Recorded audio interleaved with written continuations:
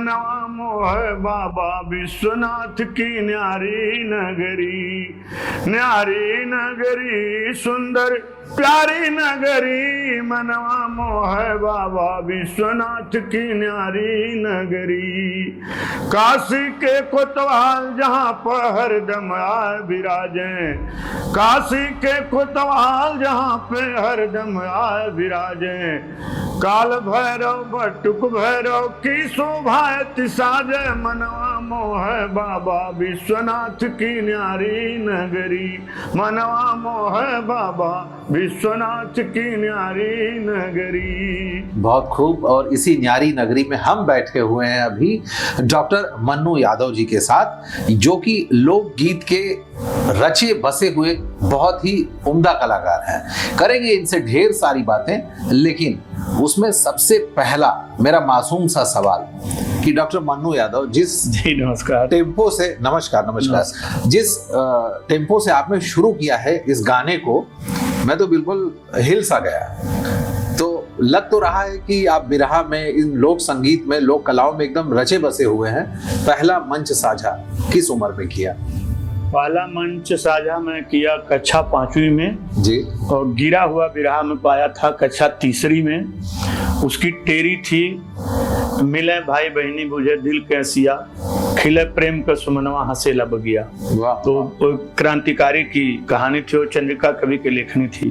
फिर स्वर्गीय रामधारी सिंह यादव जी जो पिंगलाचार्य थे, कक्षा 6वीं में उनके संपर्क में आया, और 6वीं से 7वीं 8वीं आते आते बिरहा के जितने बड़े नाम थे उनसे प्यार आशीर्वाद मिलता था। मैं मुकाबला क्या कर सकता हूँ। स्वर्गीय रामदेव, स्वर्गीय हीरालाल, स्वर्गीय बुल्लू, जगन्नाथ, काशीनाथ पासी, जितने बड़े नाम थे, राम कैलाश जी, हैदर अली, जुगनू, काशी और प्रयाग दोनों अखाड़े जितने थे।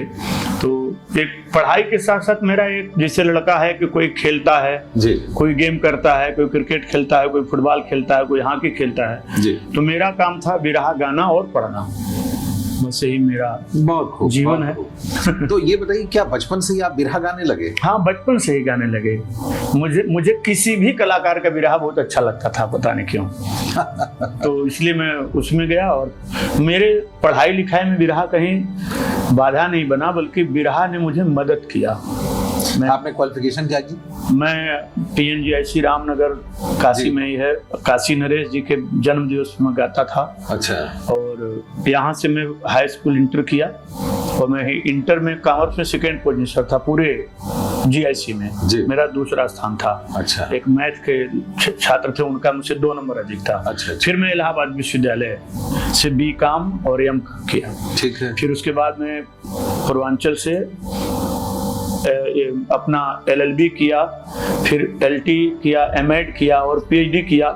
और जानबूझ करके इंदिरा कला संगीत विश्वविद्यालय खैरागढ़ छत्तीसगढ़ से मैं लोक संगीत में खोजता था कि किस विश्वविद्यालय में है, तो केवल वही था। तो वहां से डिप्लोमा किया और लोक संगीत में MA किया। ठीक है। और आकाशवाणी से A ग्रेड हूँ, और संगीत नाटक अकेडमी और उत्तर प्रदेश संगीत नाटक अकेडमी, दोनों अकेडमियों से मेरा अवार्ड है। तो वैसे ही यात्रा चलती रही आप लोगों के आशीर्वाद से। तो आशीर्वाद तो आपने हम लोगों को इतना बढ़िया शुरुआत करके बिरहा सुनाया। बातें अभी और भी हैं, लेकिन यहीं पे एक छोटा सा सवाल और मेरा छूट रहा है कि आपने कॉमर्स में PhD किया है, किसी और विषय में भी? कॉमर्स में PhD किया, और लोक संगीत मेरा क्योंकि ये काम था, तो उसमें काफी मैं काम किया, काफी पेपर वगैरह सब पूरा लिखना। मेरी किताब है बिरहा दर्शन, जो पहली किताब है, और फिर दूसरी किताब में कजरी को लिखा, जो कि पूर्वांचल में दोनों लोक कलाएं काफी समृद्धशाली हैं। तो मिर्जापुर में उसके घराने हैं, बनारस में घराने हैं, जैसे लीला रामनगर के भारी कजरी, मिर्जापुर सरनाम। तो कजरी पे जो तथ्य मैं इकट्ठा किया, उसमें मुझे पंडित रामनरेश त्रिपाठी पुरस्कार मिला उत्तर प्रदेश हिंदी संस्थान से। तो ये सब अपने शिक्षा के साथ साथ इनको जोड़ना। और अब शिक्षक के रूप में मैं सरकारी स्कूल में टीचर हूँ। तो जैसे मैं पढ़ा था वैसे ही मैं अब पढ़ाता हूँ। तो लोगों को लगता है एक तरफ कॉमर्स और एक तरफ लोक संगीत, लेकिन आदमी ठान ले तो कोई काम संभव नहीं है। जी बिल्कुल बिल्कुल। बहुत टाइम मिलता है, जब होली, दीपावली, तीज, त्योहार, उसी समय कार्यक्रम होते हैं। और लगन जैसे कि उसी समय आपके विद्यालय अक्सर 80% टाइम में बंद रहते हैं। और पूर्वांचल का एरिया है, कहीं भी आप 100, 120, 25, 30 किलोमीटर से आप अपने समय पे आ जाएंगे। जी जी। तो इसलिए हमें कोई रुकावट नहीं आई। और नेशनल अवार्ड के बाद मुझे बाहर के बड़े फेस्टिवल में जाना होता है, तो हमारे डीएम महोदय, BSS और ABS से लोग छुट्टियां मिल जाती हैं सरकार। अच्छा। तो आप जैसे यूपी में तो आप अपना मंच साझा करते ही हैं, तो विदेश में भी क्या? हाँ, दिल्ली में लाल किले पर मैं 11 मई 2007 को बहुत बड़ा इवेंट था जी। मैं 1857 की उग्र क्रांति की 150वीं वर्षगांठ थी जी। तो वहां मैं जब पार्टिसिपेट किया, प्रधानमंत्री और राष्ट्रपति जी के समक्ष मेरा गायन हुआ, तो पूरे वर्ल्ड के कैमरे लगे थे, बड़ा इवेंट था। तो मेरे लाइफ का टर्निंग पॉइंट था। फिर मैं 2012 में मॉरिशस और 2014 में भूटान, फिर 2020-21 मतलब में मैं दुबई गया भारत सरकार की ओर से। तो अभी क्या फिर अभी विदेश यात्रा भी चल रही है अभी? अच्छा डॉक्टर मन्नू जी, ये बताइए कि जब आपने लाल किले पे अपना परफॉर्मेंस दिया जी, तो प्रधानमंत्री भी रहे ही होंगे? पूरे 80,000 मतलब लेजिस्लेटिव असेंबली और काउंसिल के सारे मेंबर थे, राज्यसभा, लोकसभा, विधानसभा जी। और राष्ट्रपति APJ अब्दुल कलाम और प्रधानमंत्री मनमोहन सिंह लोग बैठे थे पूरे डायस पे। तो मेरी गीत जब चली तो उस पे 8 मंच थे और भारत से 8 मंचों पे सभी प्रदेशों के मतलब कि नृत्य थे जी। तो मेरा रिकॉर्डेड गीत था, मैं नीचे बैठा था, प्री रिकॉर्डेड था जी। जब वो गीत बजा तो मैं अपने आंखों से देखा कि जितने माननीय थे प्रधानमंत्री और राष्ट्रपति समेत सबकी तालियां बजी और पूरी क्राउड की ताली बजी। वो गीत थी आखिर कमले रखल रही है लोहे का गहनवा हो जागा जागा हमारे किसनवा हो रखल कुछ हो ना काटी तलवरिया तोह के निहारा तुहरे देश के मतरिया आखिर कमल रखल रही है लोहे का गहनवा हो जागा जागा हमारे किसनवा हो। वो 1857 की जो क्रांति थी जी जी। उस पे समग्र तात्या टोपे, नाना साहब, मंगल पांडे, बहादुर शाह जफर, वीर कुंवर सिंह, झांसी की रानी लक्ष्मीबाई, झलकारी बाई, तो एक पूरा एक इवेंट था और उसमें समसामयिक ये चीज था कि ये जो अंग्रेजों से लड़ने के लिए जो भारतीय शस्त्र रखे हैं इस कब काम आएंगे जी। तो सभी क्रांतिकारियों की भावना थी और शायद हमें वो मौका मिला उस तरह से प्रस्तुत करने का। बहुत खूब, मजा आया, बहुत अच्छा लगा और काफी सराहना मिला जी जी जी। और उसके बाद मेरा नेशनल अवार्ड साथ में ही हुआ। अच्छा। उस्ताद बिस्मिल्लाह खां राष्ट्रीय युवा पुरस्कार 2007 जी जी जी जी। फिर उसी समय में प्रेस क्लब ऑफ इंडिया में पंडवानी की बहुत मशहूर गायिका पद्म श्री तीजन बाई दीदी के साथ मेरा कार्यक्रम हुआ। तो इस तरीके से पूरे भारत में, भारत के बाहर भी एक बिरहा, पूर्वांचल, बनारस की जो संस्कृति है उसका मतलब लोगों ने एक छोटी सी झांकी देखी। बाकी पहले भी ऐसा होता रहा, स्वर्गीय राम कैलाश जी और पद्म श्री हीरालाल जी, ये लोग बड़े मंचों पर जाते रहे जी जी जी। फिर बहुत नाम थे इसमें कला में जी। लेकिन इसको एक परिमार्जित ढंग से एक विद्वत समाज को जोड़ने का एक मेरे ख्याल से अच्छा अवसर था जी। और वो सिलसिला चलता जा रहा है जी जी। अभी आपने कहा वो कजरी मिर्जापुर के भारी, हाँ। अभी आपने एक लाइन लीला रामनगर के भारी कजरी मिर्जापुर सरनाम एक और विश्वनाथ के दर्शन एक और विंध्यवासिनी धाम लीला रामनगर के भारी कजरी मिर्जापुर सरनाम।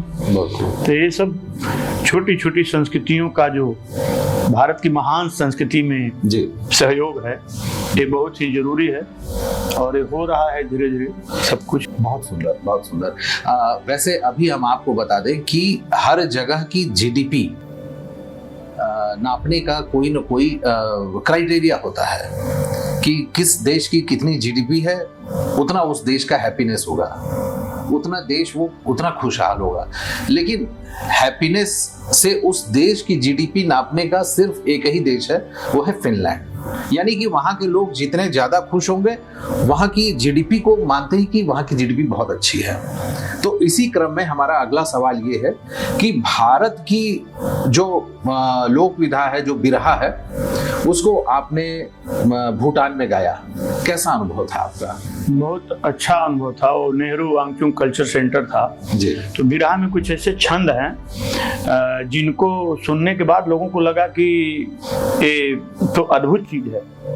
तो मुझे ऐसा लगता है कि जैसे मैं लोक संस्कृति पर अध्ययन करता हूं तो मैं देखा कि दुनिया का सबसे खुशहाल देश फिनलैंड है जी। और अभी 6वीं बार हुआ है जी। तो क्यों हुआ है? तो उसमें उन्होंने अपनी लोक संस्कृति और लोक गीतों को मनोरंजन का साधन बनाया हुआ है। जी जी। तो वहाँ पाश्चात्य संस्कृति के धुआंधार प्रहार नहीं है। और हमारे यहाँ बिरहा के ऐसे छंद हैं और ऐसी जो बिरहा में ही नहीं, जैसे कजरी, बिरहा, पूर्वी, छपरहिया, कहरवा, जितना भी है, चौलर, चौताल, ये सब जो है, खेमटा है, ये झूमर, लचारी, सोहर, सब में ऐसे ऐसी चीज हैं कि हम अपने को व्हाट्सएप, फेसबुक से दूर हट करके भी उसमें हम अपना मनोरंजन कर सकते हैं। तो ऐसा है कि अंतर्राष्ट्रीय परिदृश्य पर जब मैं भूटान में भी कार्यक्रम किया, मॉरिशस ब्रॉडकास्टिंग में गया, वहाँ रिकॉर्डिंग हुई मेरी। और अभी पिछले साल उत्तर प्रदेश सरकार, भारत सरकार की ओर से मैं 2021-20 में जो है कि दुबई में कार्यक्रम किया।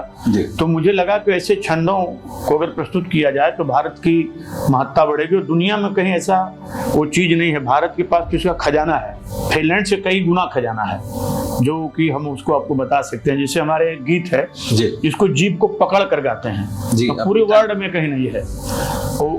वो जब सुनते हैं लोग तो उसकी फरमाइश होती है। और विदेशों में या जो देश में नेशनल मंच हैं, राष्ट्रीय संस्कृति महोत्सव और राष्ट्रीय मतलब कि संगीत नाटक अकेडमी के महोत्सव, देशज जितने भी हैं, तो अभी हम लोगों ने मान लीजिए इस साल सोन चिरैया किया था, तो उसमें भी लखनऊ में जो बच्चे हैं स्कूल के, और जो आसाम में, तो जहाँ बिहू और बाउल है बंगाल में, तो वहाँ पे भी इस चीजों को महत्व लोग देते हैं। भले वो हमारे भाषा को न जाने, लेकिन वो हमारी भाषा में जो विद्वता है उसको पहचानते हैं। जैसे देखिए गीत है क, ख, ग, घ, अंग, ह और य, ये 7 अक्षर हुए, इन्हीं 7 अक्षरों से है।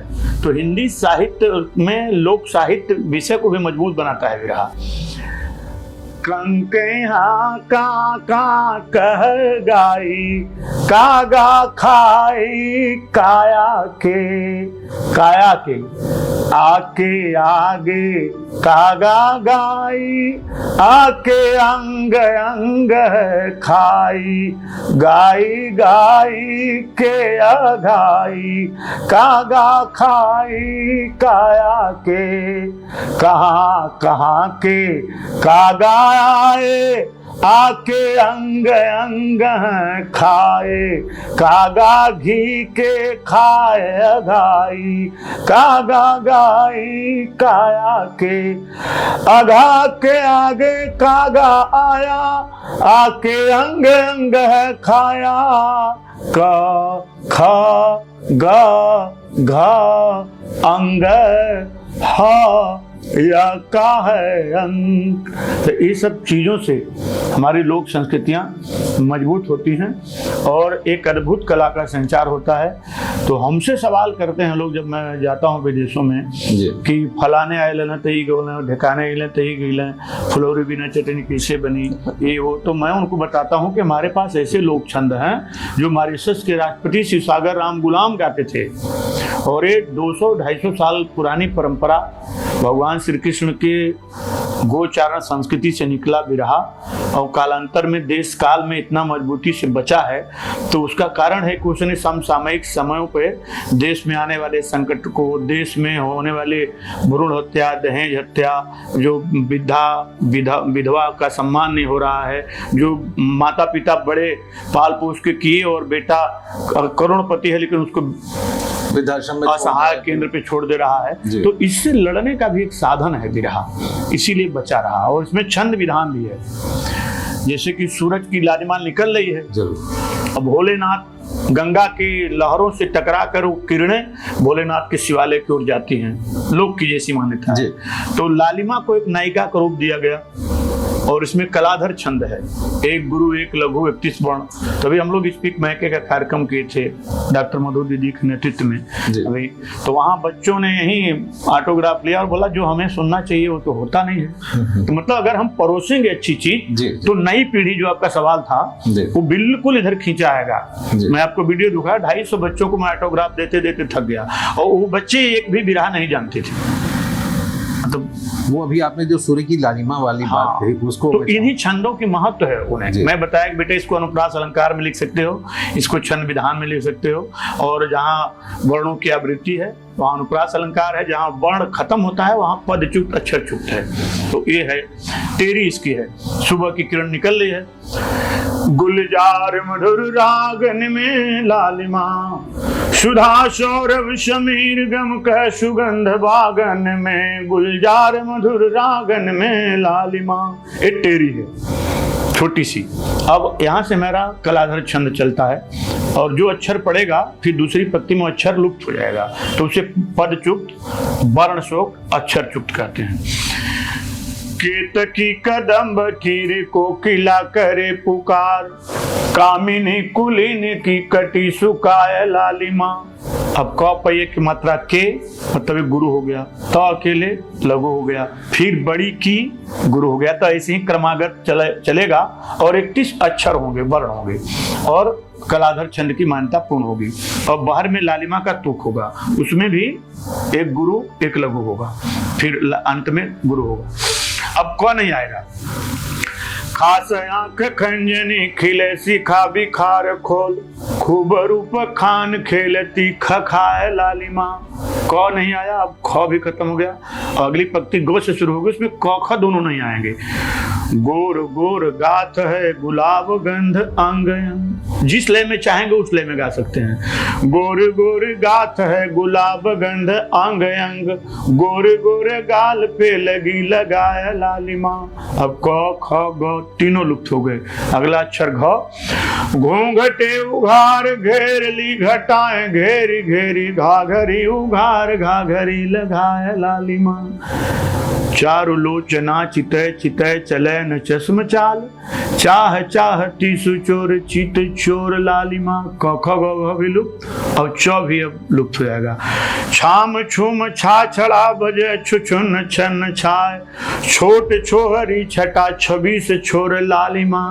जाहिरे जिया जो जिस्म जाए जो सजी सुजान, जीत जाए साजनी जले अजोर लालिमा। जो भी लुप्त। झन झन झन झाय, झाय झा रहे रिझाय, झूम झूम झूलनी सुझोर झोर लालिमा। कोई भी निरर्थक शब्द नहीं होंगे, सभी सार्थक शब्द होंगे। ये छंद विधान है विरहा में, और कलाधर है। तो ये जब बच्चे सुनते हैं, जब बड़े लोग सुनते हैं एलिट समाज के, तो जो विरहा के प्रति पूर्वाग्रह होता है वो टूटता है। तो ऐसा अगर सभी कलाकार जो लोक गीतों के प्रति एक नकारात्मक सोच पैदा हुई है, उसमें सभी कलाकारों का दायित्व है कि हम खूब मनोरंजन करें, अपना व्यवसाय भी करें, लेकिन जो हमारी विरासत है, जो आने वाली पीढ़ी को सौंपना है, उसे भी हम 10 मिनट 20 मिनट 25 मिनट 30 मिनट समय दें, ताकि उस कला की महत्ता बढ़ती रहे। कुल मिला के अगर हम यूं कहें कि कौड़ी बिना चटनी कैसे बनी, तो यही केवल भोजपुरी नहीं है।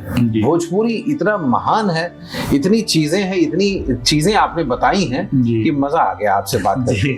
और एक सवाल मैं और पूछना चाहूंगा आपसे, इसी से संबंध में है कि अभी क्या ऐसा हो कि जो हमारा वर्ग जो इन चीज़ों से दूर होता जा रहा है, वो फिर से शामिल हो सके इन लोकगीतों में, ऐसा क्या किया जाए? जैसे कि अब जो कि आधुनिक चीज है, आधुनिक दशक में लोगों को रोजगार की आवश्यकता है जी, तो चलिए ठीक है, स्वांतः सुखाय लोकगीत रोजमर्रा की चीजों से सुख देने वाली चीज है, लोग जैसे गाए बजाए कर लिए।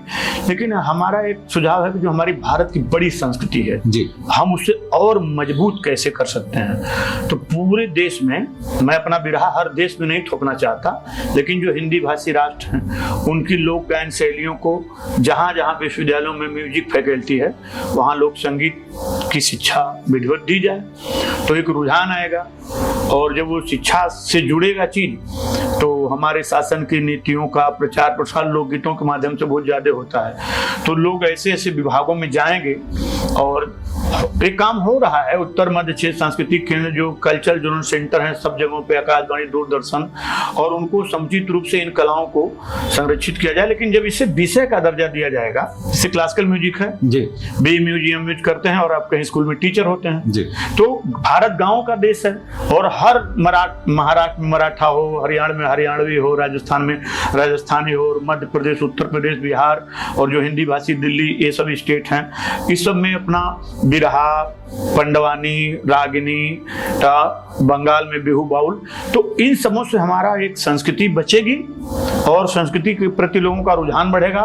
और उसी में से कुछ लोग जैसे म्यूजिक फैकल्टी में टीचर होते हैं तो लोक संगीत के भी टीचर होंगे, तो एक अच्छा वातावरण होगा। फिनलैंड का, भारत इतना बड़ा लोक संगीत का खजाना है जी, यहाँ से बड़ा कहीं कुछ है नहीं। बस हमें उसको आपको एक ऐसे आधार में मठार देना है, ढार देना है जी, ताकि लोग जान जाएं कि नहीं हमारी ये चीजें हैं। फिर तो ये सब जो चीजें हैं वो सब समान, हमारी लोकगीत विरहा की धुनों को, कजरी की धुनों को ले जा करके सिनेमा में लोग गाते हैं। सखी सैया तब होते कमाता, वो हमारी मिर्जापुर की दो लाइन हमारे दर्शकों के लिए वही है कि गोरी झूल गई झलुआ हजार में, सावन के बहार में ना, मीटर वही है। सखी सैया तो बहुत कमाता, माई डाइन खाए जाता, हमारी चीज है। अब वो कॉपीराइट सिनेमा वाले का हो जाएगा। तो इस तरीके से लोक संगीत, मैं जानबूझ के इंदिरा कला संगीत विश्वविद्यालय को नमन करता हूँ। मैंने डिप्लोमा किया और लोक संगीत में वहां से पोस्ट ग्रेजुएशन किया। तो जब एक विश्वविद्यालय में है और जगहों पर हो तो और अच्छी बात, किसी महामानव के दिमाग में बात आ जाएगी तो संस्कृति और मजबूत हो जाएगी। बहुत खूब। और जितनी बखूबी, जितनी खूबसूरती से आपने इस बात को रखा है, मुझे उम्मीद है कि हमारे दर्शक भी जरूर इस चीज को समझेंगे। वैसे कुल मिलाकर के मुझे बहुत मजा आया। अब मैं ये चाहूंगा कि चूंकि समय की बाध्यता है हमारी, बिल्कुल बिल्कुल, मैं ये चाहूंगा कि चलते चलते कोई संदेश हमारे दर्शकों को आप दें। बस हमारा यही संदेश है लोक संगीत के प्रति कि आप लोग, हमारे इंडिया के ही 2 ऐसे प्रदेश हैं, उनसे सीखें। पंजाब का कोई व्यक्ति कितना ही बड़ा हो जाए, किसी भी देश में जाके बस जाए, वो अपना पंजाबी फोक नहीं छोड़ता, कभी नहीं छोड़ता। हरियाणा का आदमी कहीं बस जाए वो अपना रागिनी नहीं छोड़ता है। और हम लोग हिंदी में कम से कम भोजपुरी के लगभग भारत में 20 करीब 16 करोड़ और भारत से बाहर 5-7 करोड़, मतलब कुल मोटी मोटा हिसाब मिला के देखिए तो 20-22 करोड़, हाँ 25 करोड़। तो आप अपनी भोजपुरी की चीजों को चाहे कितनी हो ऊंचाई पर पहुंच जाए, वहां उसको आप लाएं। विदेश में लोग जाते हैं, पंजाब का कलाकार जाता है, अपना पंजाबी गाने के लिए जाता है, अब पूरा पंजाबी फोक प्रचलित है जी। अब भोजपुरी में जो चीजें हैं, दुअर्थी लेखक गायक, उनसे भी संदेश है, निवेदन है कि उससे बचें और अपने जो छंद विधान है, अपने जो गांव की जो हमारी माताएं बहनें गाती हैं, जो हमारी रूढ़ियां हैं, जो हमारी चीजें हैं, उसको लाएंगे तो खुद आपके प्रति आकर्षण बढ़ता जाएगा जी। हाँ, हमारे में कोई ऐसा विशेष गुण नहीं है कि हम ही को हर जगह बुलाया जाए, लेकिन है, मैं चाहता हूँ 20-25 लोग ऐसा काम करें जी, जी। ताकि सभी लोग अपने संस्कृति को मजबूत बनाएं और जो एक आक्षेप लगता है, एक आरोप लगता है, वो जो अंधकार हो, छठे हो, दूर हो जी, जी। यही एक संदेश है मेरा। वैसे इस संदेश के साथ साथ 2 लाइनें चाहूंगा चलते चलते।